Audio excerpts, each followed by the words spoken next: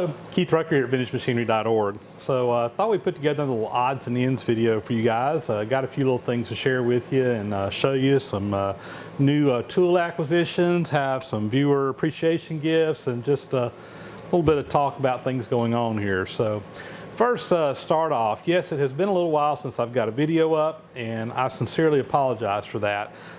Things have been rather crazy around my house the last couple of weeks in multiple ways. Number one, still pretty busy at work. Hopefully that should be calming down real soon. I'm right on the verge of kind of getting out of my really busy season and getting into a time of year where I'm just not running quite as wide open as I have been the last few months. My daughter is graduating from high school, so she's a senior this year. I think I've shared some of that with you guys before. And we're getting right here close to graduation. And this video, I'm not sure if it'll actually get up before or after her high school graduation, just with some things going on. But you know, we are basically down to less than a week to her graduation date. And with that, there's just a lot of stuff going on. And we're planning on having a get together here at the house, inviting over a bunch of friends and family and whatever to celebrate my daughter's birthday, our graduation. You know, right after her ceremony they're graduating on a Saturday morning, and we're expecting about 40, 50 people over here at the house. So as you can imagine, on top of everything else, my wife's got a honey-do list about this long of everything she wants me to get done around here. So I've been busting my tail coming home from work and then working out in the yard and doing things like that until dark just about every day, which hasn't left me a lot of times to work on the stuff I want to work on. So, but anyway, it's stuff that needs to be done. We're getting it knocked out, and anyway, it's about to be over, hopefully. And then the big one. So about, I guess it was last week. So I'm actually filming this on a Sunday afternoon, and I guess it was Wednesday afternoon. My daughter comes home and says, "Dad, I need to borrow your computer." Says, "Why don't you have a computer? We just got you one at Christmas." "Well, my computer's not working right now." "What's wrong with it?" "I don't know. I took it back and they got to do some work to it, but I think I got a virus on it." "Oh, great." But anyway, she couldn't use it. She needed to use my computer. "What do you need to do?" "Well, I got to burn a CD with a bunch of music on it. We're having a thing for graduation, and I've got to have 70 songs on the CD by tomorrow." "Okay, no problem." So I actually got off of my computer, quit doing what I was doing, let her get on there. About 30 minutes later, I walked into my office, and she's sitting over there.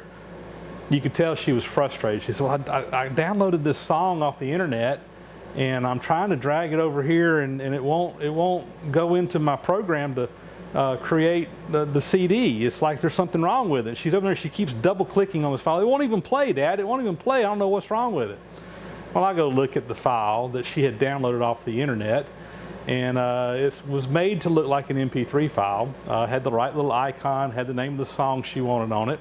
But when I looked at the file properties, it wasn't an MP3 file, it was an EXE file. And you guys with computers knows exactly what that means. That means she downloaded a virus that was made to look like a music file. And she had executed that file probably 10 times.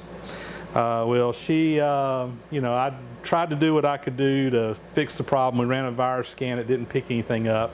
And I think what happened though was if she ran that program, it was some malware and it did some stuff to my hard drive. She was able to finish burning her CD, which was all that was on her mind. But when I came in the next morning, the computer was basically just, it had rebooted during the night and it would not get past the boot up screen. It was just dead. I couldn't even, I mean, there was nothing I could do. I couldn't even get to a DOS prompt even, or nothing to get in there. Basically, the whole hard drive was just screwed up.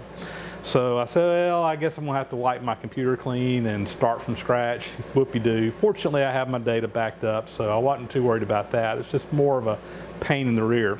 Well, I got a new computer back this past November, and this is my computer that I make all my videos on. I basically bought a new computer back in November that had a lot more power to help me with my video editing, and it has been a wonderful machine.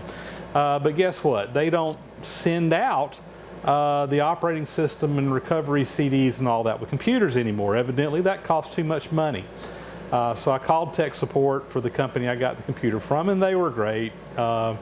and they were going to put the stuff in the mail to me. But she did this on a Wednesday. I had to get up on Thursday morning, go out of town, didn't get back home until late Friday to work on the computer at all. And by the time I got a hold of them to send me the stuff that I needed, by the time I figured out that that's what I had to have done, you know, it's 6 o'clock on Friday afternoon, and they're like, well, you know, it's going to be next week before it gets there.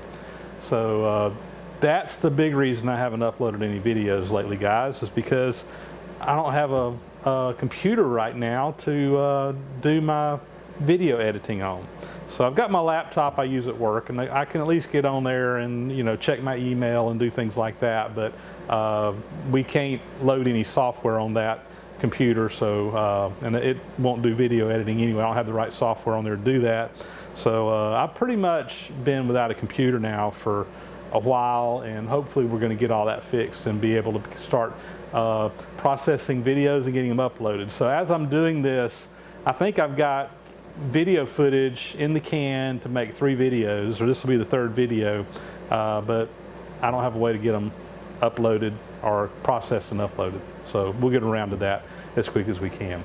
So anyway, hopefully all the drama at my house will be subsiding some in the next week or so as my daughter graduates. And you know, I love my child, but right now I'm kind of excited to see her go off to college. I'm sure that'll change between then, but this week I've been pretty much ready to kick her on out the door after destroying my computer. So anyway, we'll hopefully get everything going back again soon and be back in video producing mood. So we'll start off with some viewer appreciation mail that's come in. And this first one that I'm going to show you is kind of viewer appreciation mail, but also I did a little horse trading with one of my viewers who was after a certain item, and I'm not going to say what it was. If he wants to share that, he can. But I am going to show you what he sent me. So he kind of told me a couple of options to do some trading, and it wasn't anything of significant value, but we ended up deciding on this pair of Brown & Sharp calipers, and I'll zoom you in here so you guys can see this. So first off, these items are coming from Cliff Fender, and Cliff is one of my viewers. I think he views a lot of the channels out there, and he is actually also in the business of repairing machinery. I say also, I guess I'm not in that business, it's more of a hobby for me, but he's actually in the business of repairing machine tools and what have you, has been doing that for many years, and he is, I don't know if he has anything on a YouTube channel right now, but I know we kind of chatted and he's talking about putting some stuff up, and I'm hoping that he'll get some stuff up pretty soon if he doesn't already. I need to go look and see if he does already or not. But anyway, Cliff sent me these items. First off, really what we had talked about in the trade was this pair of Brown & Sharp calipers and our dividers. And he told me he had a set. You know, he kind of held them up in a picture. You couldn't really see them very well. And I'm going to be honest with you guys, I was blown away when I pulled these out of the box, because I mean, this pair of dividers looks brand spanking new. It's number 813 Brown & Sharp. After talking back with Cliff, he said he bought these brand new back in the late 80s and he's hardly ever used them. But anyway, I'm just tickled to death because they are in really mint pristine condition, and these are great for doing layout work. You know, you can put Dicam or something down and then scribe a circle with them and doing all kinds of good layout work. So this is great. But in addition, just kind of his appreciation, he threw some extra stuff in the box above and beyond what we talked about. And first off is a little Starrett 6-inch scale. And this is a little narrow one. This is really the one that I like a lot. This is a number C305R. And it's got tenths, hundredths, 30 seconds and 64ths as the divisions on it. And it is, you know, they make one is thicker and about a 1/2 inch wide, and this one here is thinner, is flexible. Anyway, I really like this scale. I've got a couple of them, and as I told Cliff, I was glad to get a few more. I love scales. And the thing about scales is usually they get kind of laying all around the shop, and then you can't find one when you need it. then you go clean up and put them all back up. So I like to have a lot of them so I can always put my hands on one when I need it. And the last thing he threw in the box was also real nice. This is a book. It's the Tapered book for student machinists. And it's a little how-to book, and you know, it talks about some basic machine shop stuff, but a lot of it is based on using Tapered machinist tools, and then there gets in there to actually machine operation and all kinds of stuff. But you know, it's really nice because it really shows a lot of the Tapered tools in operation. So you know, you see these tools in different places, but you know, when you look in here, it kind of shows you how to use some of them. So anyway, another nice book. I love these old books, and this will also be something that I really enjoy having. And this is something I actually did not have a copy of. I've seen it before, but I didn't have a copy of it. So Cliff, thanks for the goodies here. All the stuff is great items that we can definitely put to use, and thanks so much. I hope you enjoy what I sent you as well. So thanks a lot. So up next is another viewer appreciation gift. This one comes from Eric Perkins up in Cincinnati, Ohio. And Eric sent along some taper shank drills that he had. A nice little selection of them here. Most of these are number 2 tapers. We got one number 3 taper in here, and just a variety of different sizes. They're all in pretty good shape. In fact, a lot of these look like they have a brand new grind on them. They've been used, but they're in good shape. And one of these, this particular one right here, let me zoom you in so you can see this one.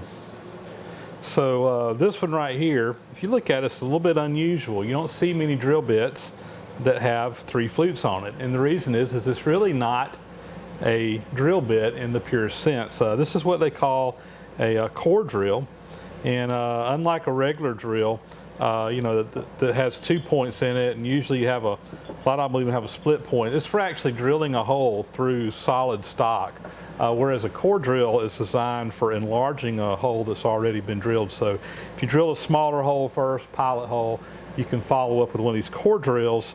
And because it has 3 flutes instead of 2, it actually keeps it centered in that bore a little bit better, and it will follow an existing hole better than a typical drill bit. Most of us, when we are enlarging a bigger hole, we just use a regular drill bit, but really these core bits, that's exactly what they're designed for. I've got a few core bits. I don't have very many, and then this one here is a good size. It's a 3/4. That's a good nominal size, so this is something I'm sure will get used, and I'm kind of anxious to give it a try. So anyway, Eric, thanks so much for all these nice taper shank drills, and we will put them in the collection and put them to good use. So thanks a lot. All right, so up next we got some recent tool purchases. These are some more eBay finds that I have found recently. And start off with, this is actually a repeat. This is the Tapered 7 to 8 inch micrometer that I showed you guys in my last odds and ends video that I picked up. This one was $35. It's in beautiful shape. Well, right after this auction ended, I just happened to check, and the same seller listed this one's big brother. So listed the Tapered 8 to 9 inch, and like I said, this same box. This one is also measures to 0.010 of an inch, just like this one here. This 8 to 9 inch is also in great, really nice shape. Has not seen very much use. In fact, judging by the discoloration inside the box, you know, a lot of these, you know, when you put your hands in here to pick these things up, and you get smudges on them, and this box is actually cleaner, which kind of indicates to me this one has probably actually even seen less use than the other one. It also has a couple of little envelopes in here and what have you. That one's got a little decimal equivalent, little plastic-like, probably celluloid type material. Anyway, another nice one here. I paid $35 for this one.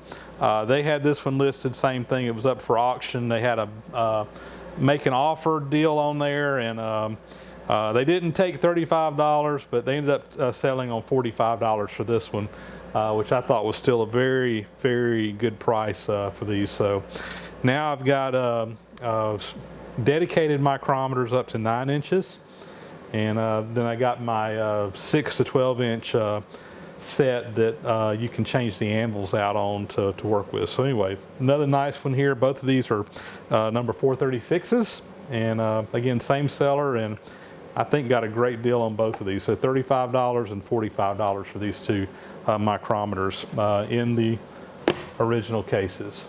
Very nice. So up next is another eBay purchase, and this time a nice case here, round and sharp.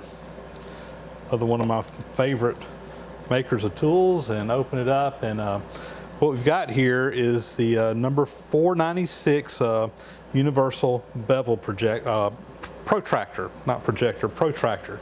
And this is for measuring all kinds of angles, and it comes with both a short piece in here and then also a longer one for getting all kinds of angles. So this is a really nice protractor set here. Of course, you can come in here and measure all kinds of angles off of this depending on what you're needing to do. Well, of course I knocked that out.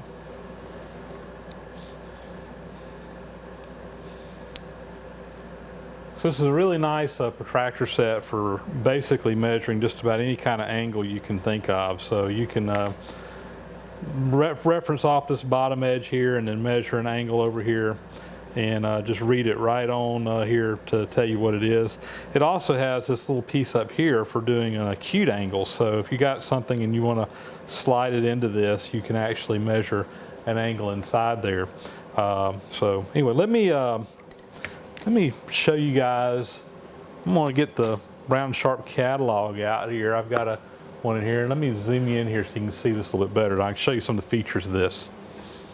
So this is an old brown sharp catalog, and you can see, you know, this is a 496. This is a 495, which is basically the same thing, but it doesn't have this little piece in here for doing the acute angles. It has the part cast in there, but they just didn't finish it out, and it didn't come with the extra accessories. But when you turn the page over here, it talks a little bit about the features on here. So yeah, you can read the angle on there just directly, but it also has a little vernier scale on there that will let you dissect that angle all the way down to every 5 minutes, which is about 1/12 of a degree of arc.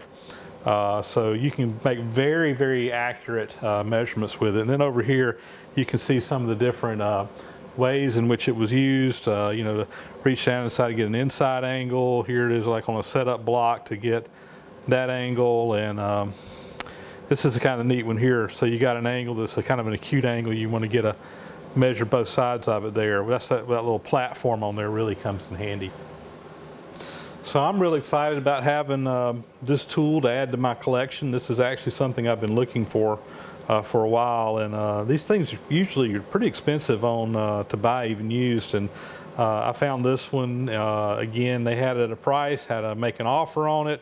I made an offer. We ended up buying this for $50. Which I thought was a pretty fair price. It's in good shape. It needs a little bit of cleaning on there, but everything functions. The box is old. The felt in there's kind of dirty, but you know it's still, the box still works. It does its job. So I'm very happy with it. We're gonna put it in the collection, and it will be used. I promise. I've got you know, the little protractor piece that goes on my combination square, and I use that a lot, but this right here is really a much more accurate way of measuring, and really a little bit more versatile as well. So you know, this right here will definitely come in handy. So up next here is another eBay purchase, and this time another nice case. You know, it's definitely an older Starrett case here, been around the block, but not in bad shape. Open it up, and what is inside? And what we have here is the Starrett number 220 multi-anvil micrometer. And this is something that I have seen in the catalogs and everything else for years and years. I've never had one of these tools. And quite honestly, several of the fellow YouTube machinists out there have kind of been showing this tool off that they've gotten them recently. And I said, you know, that's a pretty handy thing to have. And I've been kind of keeping an eye out for one. And this one came up, like I said, in the box, in good shape.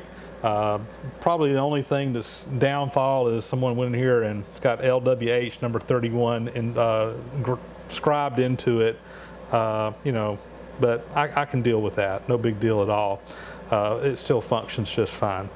So what is this tool and how is it used? So the nice thing about this is it works just like any other 0 to 1 inch micrometer, but the feature on this is that you can change this anvil out down here. So it's got a regular flat piece in there like you see now that basically makes it work like any other micrometer, but you can take this off and that will come out, and it's got a little piece in there ground down that you can put like a piece of rod in. And so there you go, and that goes down, still measures 0. And what that is good for is like if you got a piece of tubing that you want to come into and measure the wall thickness of, you know, now we can come in here with this and slide this in here. And because you got a round anvil in the bottom that you're measuring with instead of a flat piece, so you're going to actually get up in there. If it was that flat piece, you know, if inside this tubing, it wouldn't be touching all the way down. So, you know, now we can get a good measurement on that. Another neat thing about this is you can take the whole bottom off completely and use it like a depth mic, and you can put whatever kind of anvil in here you want. But that can come out, and now we can come in here and lay it down flat on the table and actually use it as a depth mic as well.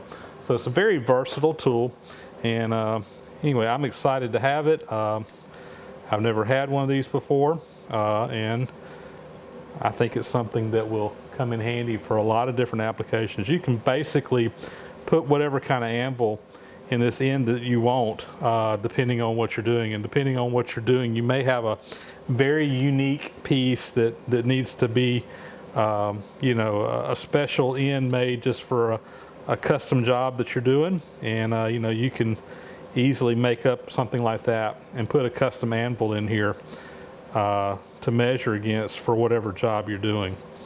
So there you go, my brand new Starrett 220. It's in great shape. The little square anvil here looks to be original. The round anvil, I don't think this is an original. It really doesn't matter. You can use, a lot of people use like a gauge pin or something, but this looks like a end mill, a piece of an end mill that was broken off, but it works fine. Even came with the original wrench for calibrating it as well. So another nice tool that we will put to use and will come in handy. Next item here, I shared in a previous video that I was looking for some involute cutters to do some gear work. I've got some gears I need to make for a little project we're going to be got coming up out at the museum, and I was needing 2 different involute cutters for a 14 diametrical pitch, 14.5 degree pressure angle, and they make these in sets. I think there's 8 or 9 different ones in a set, and depending on the number of teeth not per inch, but depending on the number of total teeth in the diameter that you're cutting, they would have different profiles. And this one here is a number 3, which cuts 35 to 54 teeth, total teeth around it. But I was needing one to cut, I think it was 12 teeth is what I was needing, and that is a number 8 size. And anyway, I've been looking, haven't been able to find one. Anyway, one popped up on eBay the other day, and so I went ahead and purchased it. They showed a picture, kind of like this right here, of just a cutter outside. I noticed they had a bunch of them up for sale, and they all had the same pictures, but it said it was the right one. I said, okay, I'm going to get it. So when it came in the mail, I was real excited because in the box, brand spanking new. In fact, it was closed up with this old yellow tape that you can tell is old. I had to cut the tape to get into this. This thing had never even been opened. You opened it up, it's still wrapped up in the original wrapping in here, and the cutter is literally brand spanking new, has never been used. Still has the oil or Cosmoline or whatever that is on there, and it's a good brand national twist drill. And anyway, this right here is exactly what I need. So I have my two gears, our two cutters now needed to make these gears at the museum. And so we're got to come up with some material to make them out of and so forth, but hopefully we'll be starting on that project here in the near future, and you guys can see some gear cutting. So there you go, guys. That'll wrap up another episode of Odds and Ends. And as always, man, I appreciate everybody sticking in and watching this through the end. I appreciate all your comments that you send my way. Really enjoy seeing those, and try to get back and reply to as many of you as I possibly can. So as always, thanks for watching, and we will see you again real soon.